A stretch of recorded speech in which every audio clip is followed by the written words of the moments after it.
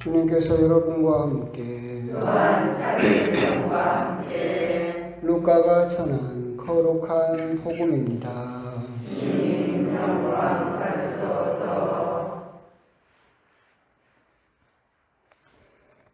그때 예수님께서 군중에게 말씀하셨다. 너희는 구름이 서쪽에서 올라오는 것을 보면 곧 비가 오겠다 하고 말한다. 과연 그대로 된다. 또 남풍이 불면 더워지겠다 하고 말한다. 과연 그대로 된다. 위선자들아, 너희는 땅과 하늘의 징조는 풀이할 줄 알면서 이 시대는 어찌하여 풀이할 줄 모르느냐. 너희는 왜 올바른 일을 스스로 판단하지 못하느냐. 너를 고소한 자와 함께 재판관에게 갈 때 도중에 그와 합의를 보도록 힘써라. 그러지 않으면 그가 너를 재판관에게 끌고 가 재판관은 너를 옥리에게 넘기고 옥리는 너를 감옥에 가둘 것이다. 내가 너에게 말한다. 내가 마지막 한 입까지 갚기 전에는 결코 거기에서 나오지 못할 것이다.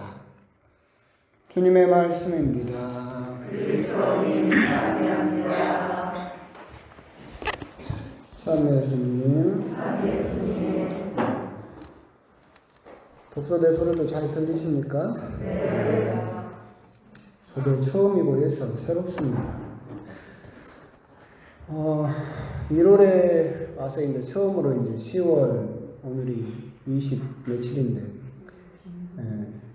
처음에 이제 새성전에서 미사를 드리게 됐습니다.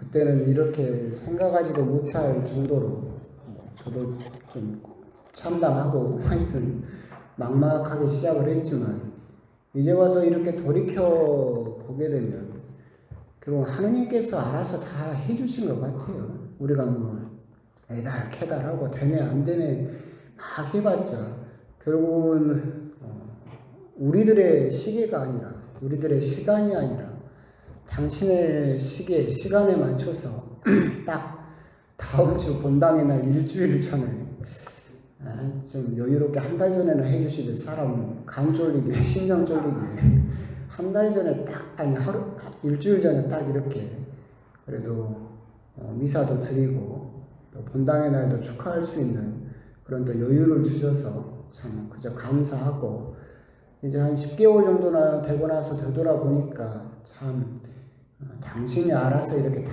해주실 거였는데 뭐가 그렇게 중간마다 애타고 속상하고 막 그렇게 인간의 마음으로 그렇게 애달캐달 했던가라는 그런 생각도 들고 이제 지나놓고 보니까 그저 감사하다라는 그런 마음이 가장 크게 이는 오늘 연중제 29주간 금요일 미사입니다.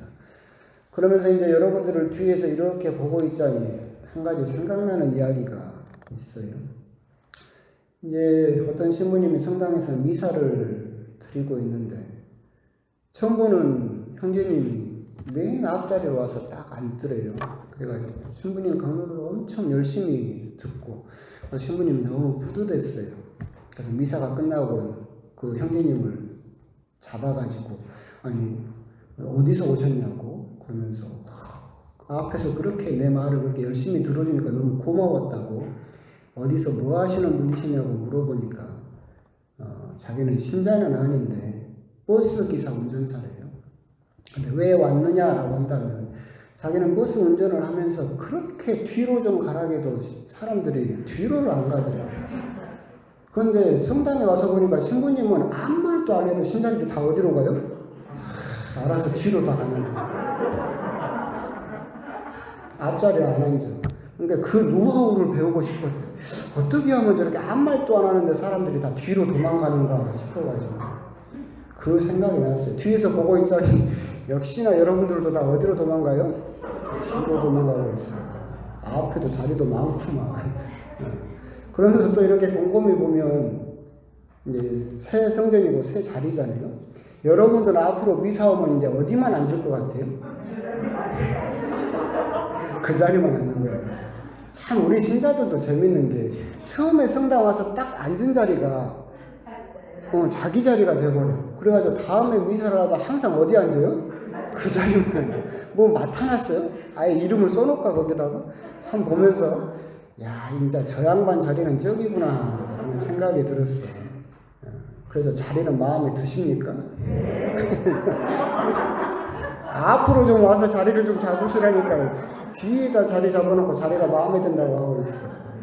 하여튼 또 이번 주일에 또 많은 분들이 오시고 그러면 자리가 변동될 수도 있는데 그때 내 자리라고 땡깡 피우지 말고 하여튼 그런 오늘 연중절 29주간 금요일입니다.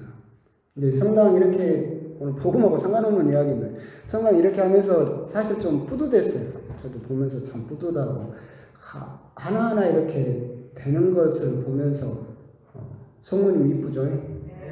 14초도 괜찮죠? 참 그리고 또 정말로 하느님이 또 다 해주셔가지고 사실은 우리가 새 본당이니까 어디서 남는 성당에서 버리는 제대 주워오고 독소대 주워오고 의자 주워오고 했으면 여기가 어떻게 됐겠어요? 막 울긋불긋하니 색깔이 다 다르고 제멋대로였겠죠. 근데 딱 하느님이 알아서 마련해 주셔가지고 다 한 가지 톤으로 참 그 수도원에서 그 수사님이 해주셔가지고 마치 우리가 주문 제작한 것처럼 의자까지 그걸 보면서 참 감사하다는 그런 생각도 들고 그래서 우리 신자 여러분들도 이제 우리 대천성당이 첫 발걸음을 내디뎠고 보면 이제 좀 불편한 것도 있고 눈에 거슬리는 것들도 있고 뭐 그럴 거예요. 의자에는 방석도 없고 또 우리 어머니는 십자가가 쬐깐하다고 나한테 뭐라고 했었고 거슬리는 것들이 있을 거야. 그래도 우리는 이제 첫 발을 띄웠고 차근차근 이제 기도하면서 걷다 보면 여러분 마음에 드는 더 예쁘고 더 좋은 그런 성당, 더 좋은 공동체가 될 수 있다라는 희망을 가지고 지금 너무 조바심 내지 말고 차근차근 하나씩 그렇게 준비해 가고 했으면 좋겠다라는 그런 당부를 드리고 싶습니다. 오늘 이제 강론을 하고 있는데 제 앞에 시계가 없어요. 이 강론이 언제 끝날지 몰라요. 내가 강론을 지금 몇 번째 하고 있는지를 내가 모르거든. 그러니까 끝나면 끝난갑다. 오늘 복음은 한마디로 예수님 말씀대로 하면 시대의 징표라고 하는 아주 유명한 말씀이죠. 예수님 말씀처럼 서쪽에서 구름이 올라오면 그러니까 예수님 그 이스라엘은 서쪽은 지중해입니다. 그러니까 지중해에서 구름이 올라오면 습한 구름이 올라오죠. 그러니까 비가 오겠다. 남쪽에서 구름이 올라오면 거기는 사막이에요. 그러니까 그 사막에서 바람이 불면 더운 바람이 불겠죠. 그러니까 덥겠다라는 것을 알면서 너희들은 어떻게 시대의 징표는 알지 못하느냐라고 꾸중을 하고 계시고 그 말씀은 결국 너희들은 바람이라든가 해나 달을 보면서 그렇게 하늘과 땅의 변화는 알면서 사람들이 하느님 나라에 대한 열망으로 점점 더 가까워지고 있고 하느님 나라가 너희들 코앞에 와 있다라고 하는 것 그것은 전혀 잊지 못하고 있다라고 하는 것을 꾸중하고 계신다라고 하는 겁니다. 결국 우리에게도 계속해서 시대의 징표라는 것은 우리 가톨릭 교회뿐만이 아니라 모든 사람에게도 요구되는 것이지만 특히 우리 가톨릭 교회는 시대의 징표를 잘 읽어야 된다라고 하는 겁니다. 이걸 읽지 못하면 망해요. 읽으면 우리들은 하나님과 가까워질 수 있겠죠. 쉽게 말하면 그런 거예요. 우리 가톨릭 교회가 시대의 징표를 읽지 못했던 대표적인 것은 16세기의 종교개혁이었습니다. 시대가 변했고 사람들의 요구사항이 변했고 시대가 변하고 있다는 것을 잊지 못하고 구시대적인 중세적인 전례와 중세적인 교리만을 강조하다 보니까 그 시대의 징표를 읽지 못해서 개신교라고 하는 그 종교개혁이 일어나면서 교회가 찢어져 버리는 불행을 겪었었죠. 반대로 시대의 징표를 잘 읽은 것은 요한 23세 교황님께서 하셨던 제2차 바티칸 공의회가 한 예가 될 수 있어요. 전 세계 주교님들이 모여서 지금 무슨 공의회가 왜 필요하냐? 교회 잘 되고 있다. 라고 이야기할 때 요한 23세 교황님께서 창문을 열어라. 신선한 공기가 필요하다. 라고 하면서 당신 고집으로 제2차 바티칸 공회를 열었고 그 결과가 뭡니까? 지금의 모습입니다. 우리 가톨릭 교회가 사람들에게 부합되는 중세적인 옷을 벗고 조금 더 교리나 전례나 교회나 모든 것이 사람들과 더 가까워지는 사람들 속으로 들어가는 교회의 모습이 될 수 있었다. 쉽게 말하면 그런 거잖아요. 지금도 여러분들이 2차 바티칸 공회가 없었으면 저는 여기서 라틴어로 미사를 했겠죠? 그러면서 벽을 보고 미사했을 거예요. 그리고 신부님 얼굴은 언제만 볼 수 있어요? 주님께서 여러분과 함께 할 때만 보는 거예요. 이렇게 하면 미사가 재미있겠어요?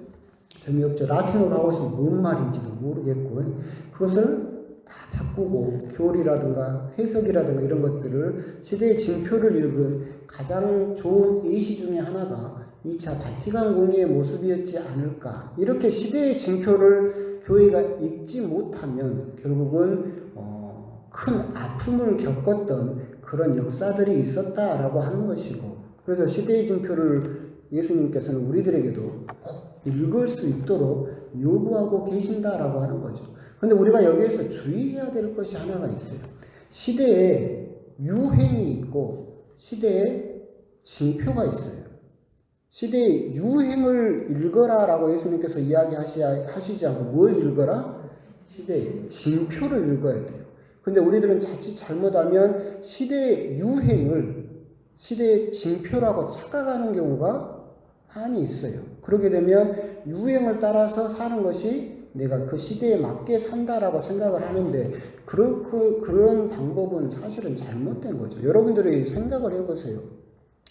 유행대로 살지 못하면 뭔 소리 듣습니까? 촌놈 소리 듣죠. 아까 뭐 뒷방 늙은이? 유행에 민감하지 못하면 그 정도에서 끝이에요. 근데 징표를 잊지 못하면 뭐예요? 망해요. 그러니까 이제 우리나라 교회, 개신교회를 봐도 그러긴 하지만, 보면 이제 여러분들은 한번 생각을 해보세요. 재밌는 이야기인데, 원래 이제 우리나라 천주교회가 박해를 받고 하다가 이제 종교가 개항이 되면서 종교 자유를 얻게 됐어요. 그러면서 이제 개신교회가 미국에서 보수주의, 복음주의 그 개신교회가 들어왔는데 남쪽 지역은 불교세가 강했고 북쪽 지역에 황해도 함경도 쪽으로 개신교회가 굉장히 큰 성세를 이루게 됩니다. 그때 우리 천주교회는 박해 때 너무 많은 신자와 신부와 주교들이 죽음으로 인해서 자체의 힘이 많이 떨어진 상황이었고 그 빈틈을 개신교회가 다 차지하게 되게 되죠. 그러다가 이제 나중에 거기서 성령운동이 일어나고 막 했었지만 유교가 일어나게 되면서 유교는 공산주의죠. 북쪽은. 그래서 종교를 없애잖아요. 그래서 대대적으로 북한에 있었던 개신교회 신자들이 남쪽으로 내려와요. 이걸 월남교회라고 불러요. 그래서 그때 대표적인 목사가 누구냐면 한경직 목사예요. 그 사람이 세운 대표적인 교회가 영락교회예요. 거기서 나온 것이 서북청년단이에요. 제주도 4.3 항쟁대 죽창으로 사람을 찔러 죽인 청년단이 영락교회 청년단이에요.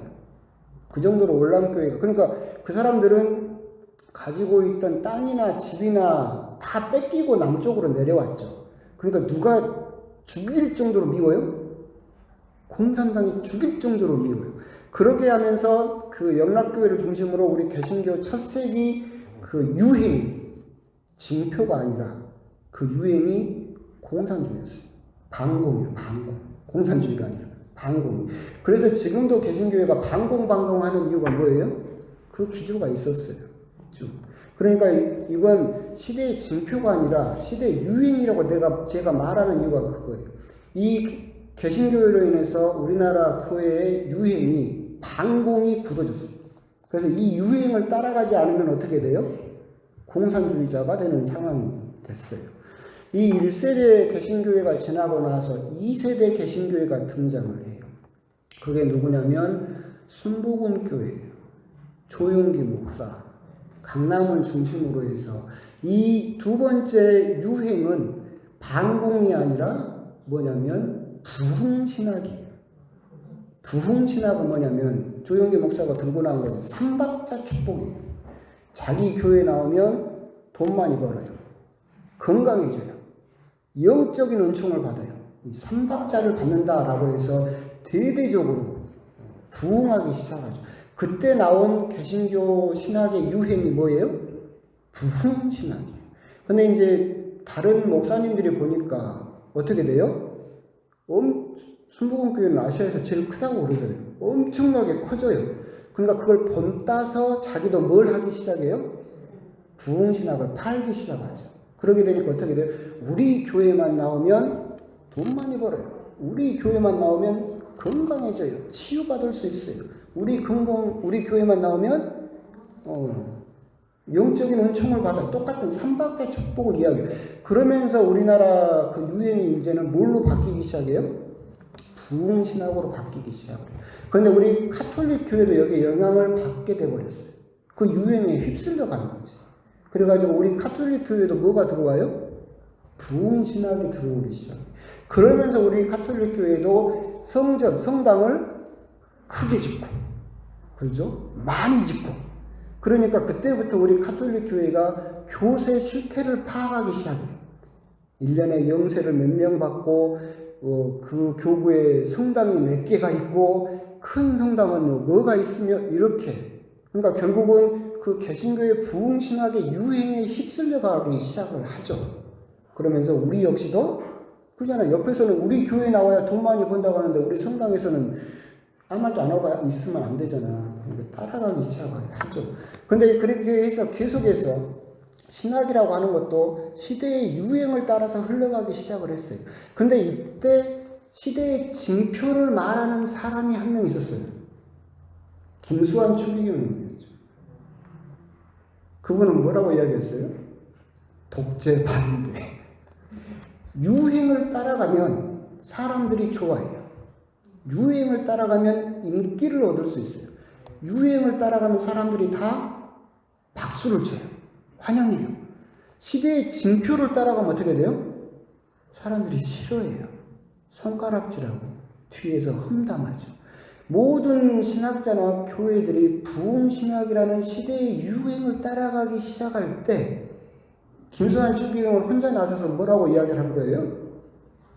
독재 타도를 이야기해요. 성당 나오면 돈 많이 벌고 건강해지고 하느님께 은총을 받는다고 말하는 상황 속에서 당신 혼자 독재 타도를 외쳤죠. 그런데 아이러니하게 우리 카톨릭 교회의 교세가 폭발적으로 증가한 게 언제예요? 그때예요. 독재 타도를 외치던 그 순간에 우리 카톨릭 교회 젊은 사람들이 엄청나게 들어오기 시작했어요. 이건 참 아이러니한 상황이죠. 그러면서 지금까지 이렇게 우리 한국 교회의 모습도 흘러오고 있고, 그래서 개신교회도 지금 부흥신학을 많이 반성을 하고 있지만 택도 없어요. 한번 그 맛을 들이면 빠져나오지 못하죠. 하지만 우리 카톨릭 교회는 거기에서 빨리 빠져나와야 된다라고 하는 거죠. 여기서 그 말씀을 드리는 이유는 똑같아요. 유행을 따라가는 사람이 있고 징표를 따라가는 사람이 있어요.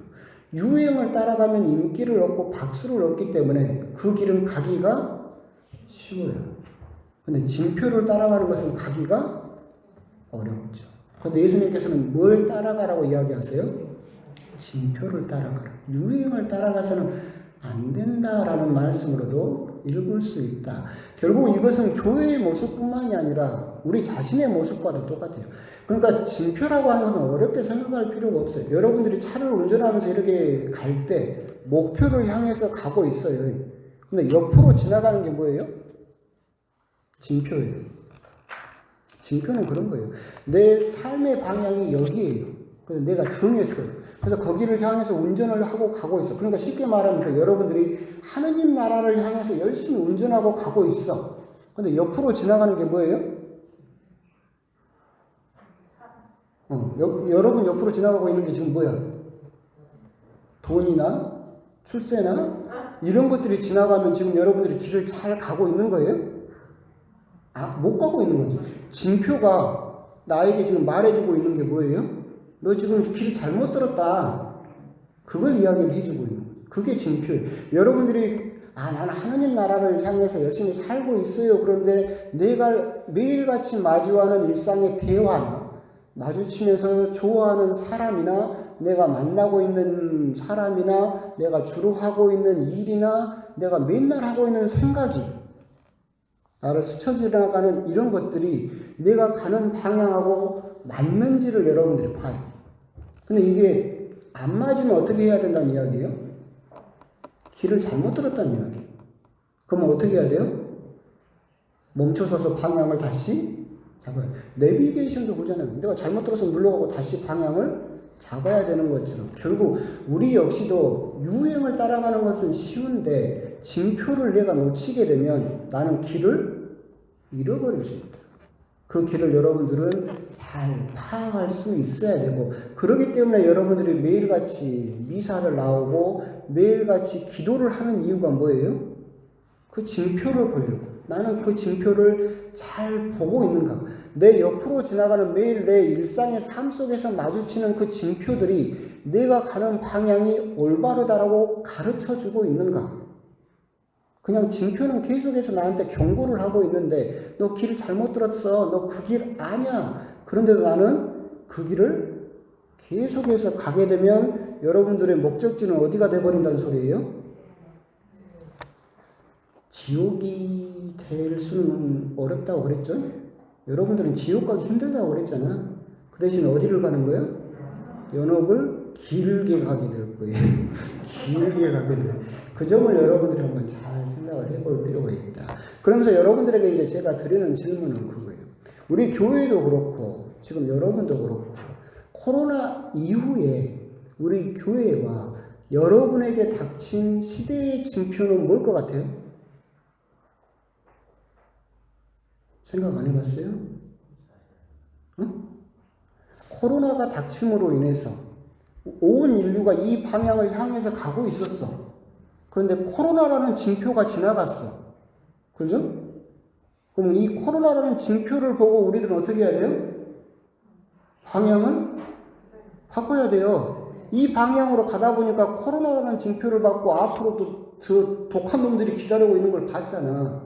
그럼 내 이 길이 맞아요? 아니야. 그럼 여러분들은 코로나를 보고 여러분들에게 주어진 시대의 징표는 뭘 것 같아요? 몰라요? 생각 안 해봤어요? 그럼 망하는 거라니까. 징표는 말을 해주고 있잖아, 여러분에게. 길을 바꾸라고. 뭐예요? 환경이지. 환경이야. 지구가 오염됐고, 지금 우리들은, 제가 옛날에 한번 이야기했는데, 여러분 밥상을 보면, 여러분들이 얼마나 지구를 삶아먹고 있는지가 드러나. 고등어는 어디서 왔어요? 노르웨이에서 왔어요. 여러분 뭐 먹고 있는 것들 사과는 어디서 왔어요? 돈 있는 사람은 배고 있고 참 먹겠지만 뭐 여러분들 밥상만 해도 전 세계 모든 것이 다 있어요. 세상에 뭐 어디 산까지 홍어는 칠레산 먹고 뭐 전 세계 걸 다 먹죠.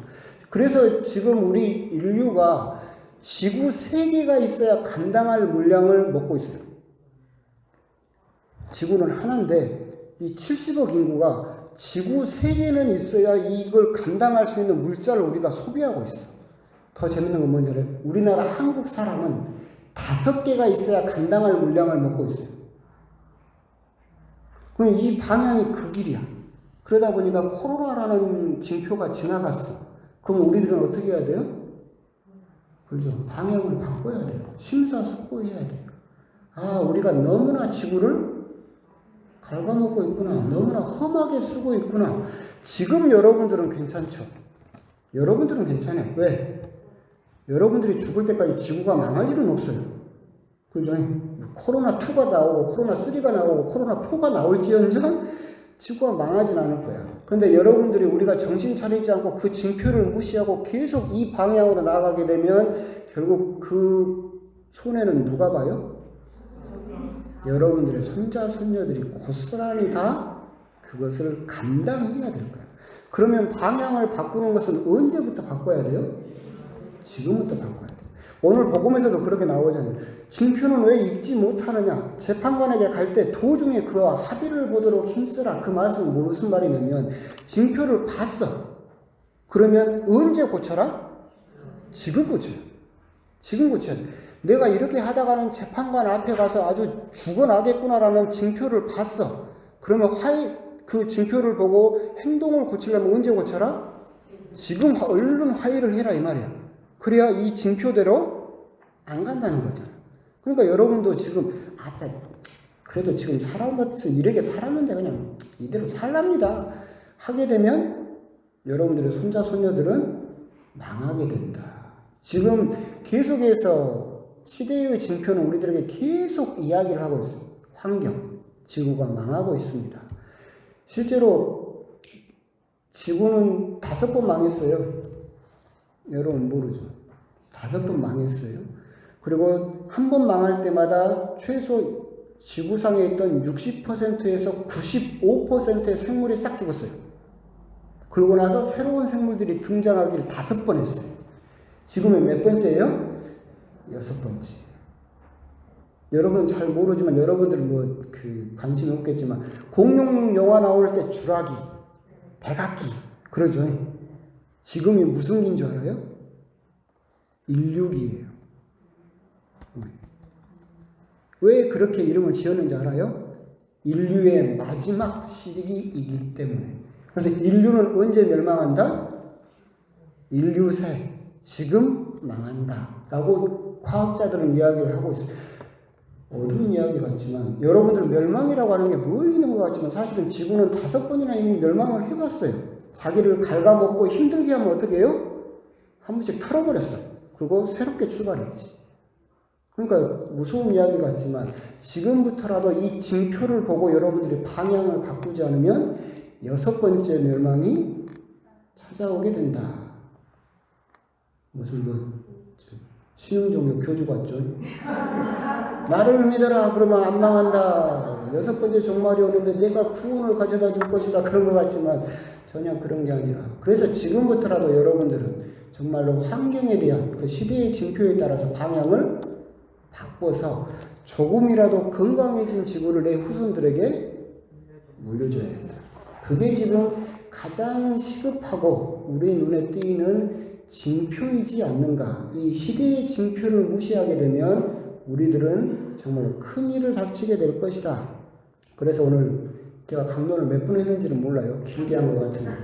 오늘 복음을 묵상하시면서 예수님께서는 시대의 유행이 아니라 시대의 징표를 읽어라 라고 할 때 나에게 주어진 이 시대의 징표, 환경이라고 하는 이 시대의 징표를 나는 어떤 자세로 읽고 있는가, 관심은 있는가, 그런 부분에 대해서 한번 곰곰이 묵상을 해 보셨으면 좋겠습니다.